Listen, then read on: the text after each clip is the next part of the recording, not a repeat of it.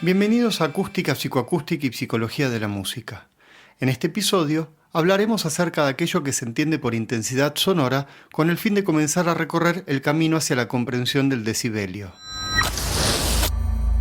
Para entender a qué nos referimos con intensidad sonora, es necesario abordar, al menos de manera fugaz, algunos temas previos. Comenzaremos con la potencia, que es un término bastante cercano a nosotros debido a que los equipos de música, por ejemplo, pueden indicar el volumen que les es posible alcanzar a partir de expresar su potencia en watts. La potencia puede ser definida como la cantidad de trabajo realizada por unidad de tiempo, y como el trabajo es igual a la energía cinética, aunque de una manera tosca pero beneficiosa a nuestros fines, se puede decir que la potencia también relaciona a la energía con el tiempo. En el mundo de la electrónica, por ejemplo, decimos que la potencia es la cantidad de energía eléctrica que es capaz de entregar cierto equipo en un segundo. En términos acústicos, comprender qué es la potencia es importante debido a que cierta cantidad de energía puede ser imperceptible si se manifiesta en 1000 años y mortal si lo hace en un segundo. La potencia viene entonces a relacionar esos dos fenómenos. Calcular la energía por unidad de tiempo, es decir, la potencia, sin embargo, no es suficiente para describir aquello que conocemos como volumen de un sonido. Lo que nos está faltando a tal fin es, por decirlo de algún modo, incorporar la superficie de recolección de energía. Comencemos explicando esto de una manera más coloquial. Supongamos que la energía de un sonido, que como sabemos se propaga de manera esférica a partir de una fuente, es la goma de un globo de cumpleaños. Al inflar el globo, vemos que su goma se va haciendo cada vez más clarita. Esto no significa que el globo esté perdiendo materia, sino que al inflarlo, la goma se reparte en una superficie mayor. Si para evaluar visualmente la cantidad de materia del globo nos exigieran mirar a través de un tubito de 1 centímetro de diámetro, desde nuestro punto de vista, a medida que el globo se infla, la cantidad de goma disminuye, debido a que cada vez vemos al globo a través de este objeto más transparente. Desde ya, esto no significa que el globo haya perdido materia, sino que como el tubito por el que estoy mirando siempre tiene el mismo tamaño, no puedo ser consciente del globo en su totalidad. El caso del sonido es muy parecido. Cuando recolectamos el sonido emitido por una fuente, lo hacemos mediante una superficie constante, como puede ser la membrana de un micrófono o un tímpano. Por ese motivo, si estamos más cerca del emisor, recolectaremos más energía que si estamos más lejos, debido a que, en el segundo caso, la energía recibida por nuestro tímpano se encuentra distribuida en una superficie mayor. Como conclusión de esto, incluir en nuestros cálculos el tamaño de la superficie que capta la energía sonora es indispensable. Como la potencia solamente expresa la cantidad de energía que se propaga en un segundo, es necesario crear otro término. A este se lo denomina intensidad sonora. Así, la intensidad sonora puede definirse como la potencia de un sonido por unidad de superficie, o dicho de otro modo, la energía sonora que atraviesa una ventana de 1 metro cuadrado en un segundo.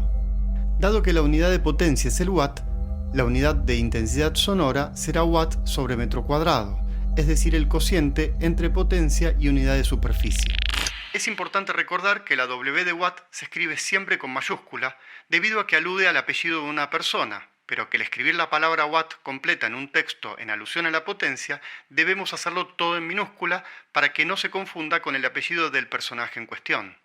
Así, la N de Newton, la W de watt e incluso la H inicial de Hertz van siempre en mayúscula, a diferencia de la L de litro o la M de metro que van en minúscula. Resulta que aunque para un físico lo anterior es suficiente para medir el fenómeno relacionado con el volumen, los valores expresados por la intensidad sonora no son favorables en nuestra práctica cotidiana.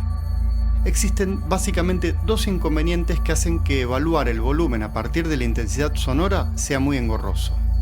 El primer problema se encuentra en la cantidad de valores numéricos que existen entre la energía necesaria para comenzar a escuchar un sonido, es decir, el umbral de audición, y aquella a partir de la cual comienzan a dolernos los oídos, denominada límite del dolor. Para un tono puro de 1000 Hz, el umbral de audición es de 10 a la menos 12 watts sobre metro cuadrado y el límite del dolor de 1 watt sobre metro cuadrado. Dado que 10 a la menos 12 es equivalente a correrle la coma al 1 12 veces hacia la izquierda, contamos con una cantidad de valores entre que no escuchamos nada de sonido y que nos duele el oído del orden de 1 billón. Imaginemos que tenemos un equipo de música en el cual, a medida que subimos el volumen, vemos pasar toda esa cantidad de números. Esto sería ridículo debido a que al pasar de, por ejemplo, 500.000 a 500.001 watts sobre metro cuadrado, no percibiríamos ninguna diferencia.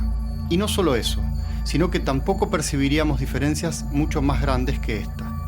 Por ese motivo, en primera instancia, se comprendió la importancia de reducir la escala o, en otras palabras, quitarle números. Un segundo inconveniente se dio al advertir que la percepción del volumen del sonido no es lineal. Esto significa que cuanto más volumen tenemos, más energía necesitamos para darnos cuenta de que éste se incrementó. Esto es parecido a lo que sucede ante la exposición a la luz.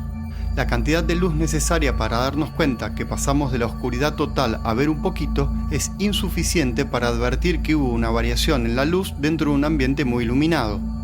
Entonces, la segunda cuestión fue que subir el volumen dentro de niveles bajos no era lo mismo que hacerlo a niveles altos. Nuestro equipo de música del ejemplo anterior no solamente contaría con una cantidad inmensa de valores numéricos para representar su escala, sino que además, para subir el volumen en la misma proporción perceptual en la región de fuertes que en la de suaves, deberíamos realizar un recorrido de perilla mucho mayor. Aquí empezamos a entender mejor aquello que describimos en uno de los primeros capítulos del podcast, lo que mide el físico para aquello que conocemos como volumen, cantidad de energía que pasa en un segundo por una ventana de un metro cuadrado, es decir, la intensidad sonora, no es lo mismo que lo que sentimos. Para acercarnos a la sonoridad, aunque todavía falta un poco para poderla definir, se decidió, a partir de cierta relación, transformar la intensidad sonora en lo que se conoce como nivel de intensidad sonora, que se mide en decibelios y será el tema del próximo episodio. A modo de resumen, sabemos ahora que lo que conocemos como volumen de un sonido es medido por los físicos calculando la energía sonora que pasa en un segundo por una ventana de un metro cuadrado y que a esto lo denominan intensidad sonora. También sabemos que, como la gran cantidad de valores existentes entre el umbral de audición y el límite del dolor supera de manera descomunal nuestras capacidades de detección y que la percepción es exponencial y no lineal, la intensidad sonora se vuelve poco práctica para la vida cotidiana. Esto es lo que producirá la búsqueda de una nueva unidad a la que se denomina decibelio o decibel, que explicaremos en el próximo encuentro. Hasta aquí lo prometido para este episodio. Muchas gracias por haber compartido conmigo esta emisión y será hasta nuestro próximo encuentro.